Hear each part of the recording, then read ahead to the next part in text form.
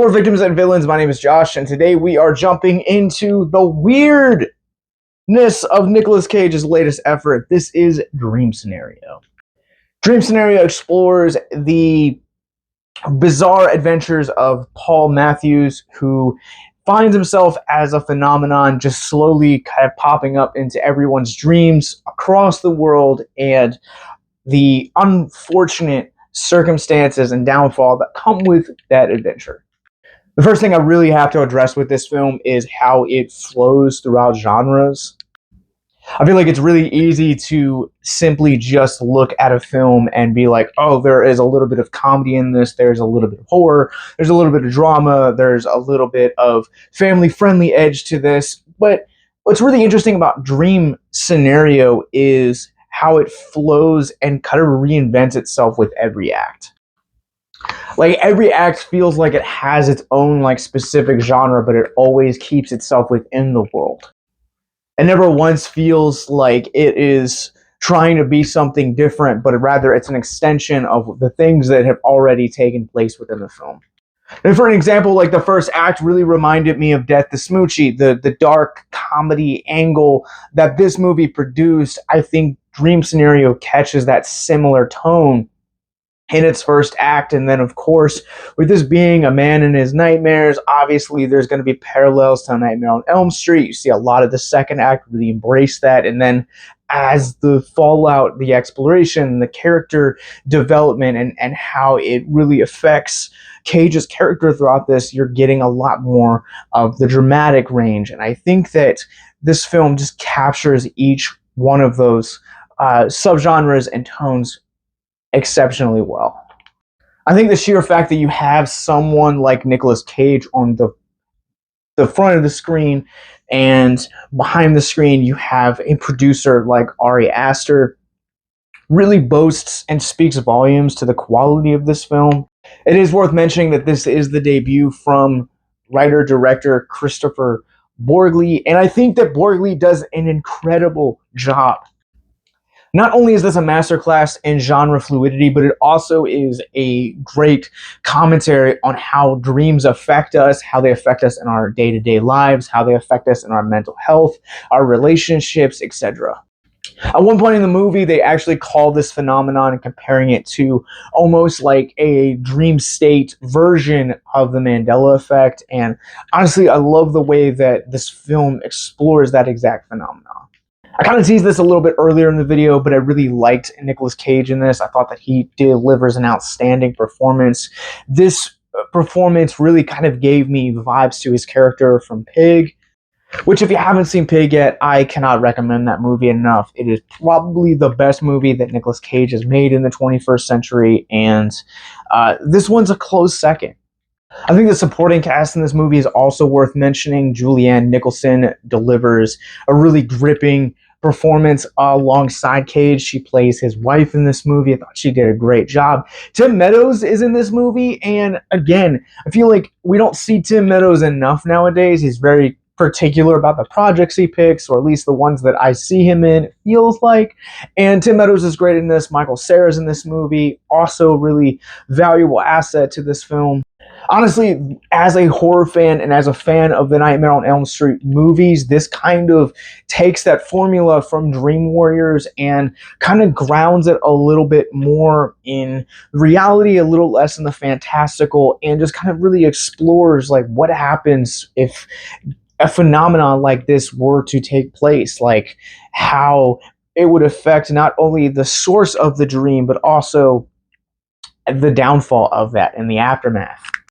There's a lot to really love in the first half of this movie, where you're kind of getting to see Cage's character really wanting to be someone of note, someone of purpose, and how that's really affecting the decisions that he's making, and kind of how he initially ends up responding to being an overnight celebrity.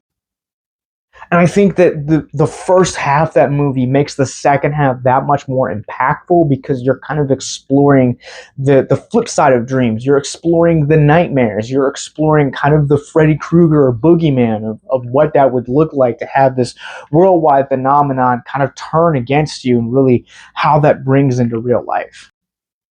I'm always fascinated by how we in the real world respond to dreams or respond to nightmares, and I think that Borgli does a great job at really capturing that, and Nicolas Cage does a really great job at kind of making this Freddy Krueger archetype really sympathetic and also really captivating at the same time.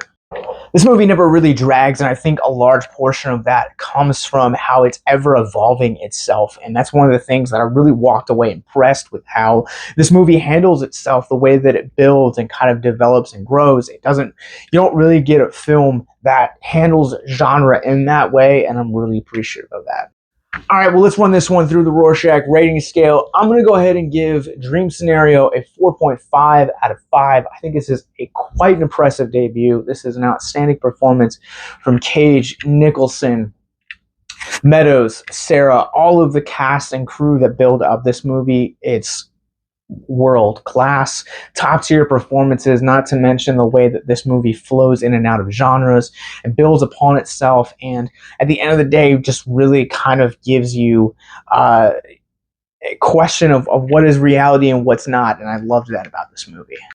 I mentioned this briefly, but this movie is somewhat of a dark comedy, and I really think that the way that this film uses comedy is really ingenious, because it kind of uses it almost as a coping mechanism to kind of deflect away from a lot of the things that are taking place within the universe of this movie. And again, I just really loved how this movie uses comedy and really just uses genre, period.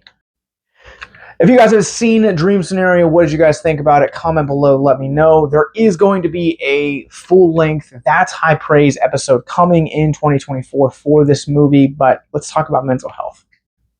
If you guys are new to our content, Mental Health Moment is where we'll take a theme out of mental health, talk about it for a few moments in the hopes to deconstruct the stigma surrounding mental health.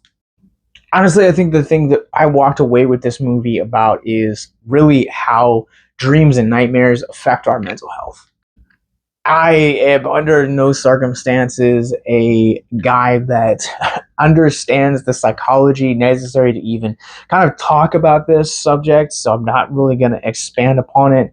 I guess just really a fascinating look, and as someone who does dream on occasions, has the occasional nightmare as well, a lot of that stuff is just really terrifying. Like, dreams bear more weight than I think sometimes we give them credit for, and also at the same time, dreams bear an immense weight on our mental health, especially for the first few hours of our day. At one point in the movie, they do talk about remembering dreams and encouraging people to keep a dream journal, and so that's my challenge walking away with this video, is to just keep a dream journal and keep a sense of how those dreams affect your mental health or affect the first portions of your day, and ask yourself, maybe do I need to change certain habits that I do that I didn't subconsciously know were potentially toxic to my mental health. This movie talks about mental health way better than I could, so that's all I'm going to say on this. I'm encouraging you to take the time to really think a little bit more about your dreams and how they affect your mental health as a result. But as always, if you or someone you know is struggling with suicide, addiction, self-harm, or depression, in the show notes below, you guys will find links to our mental health resource library. Dream Scenario is now playing from A24 everywhere, so if you guys like Nick Cage, in the comments below, just let me know what your favorite Nick Cage movie is. Until next time, hit that subscribe button. Have a great weekend.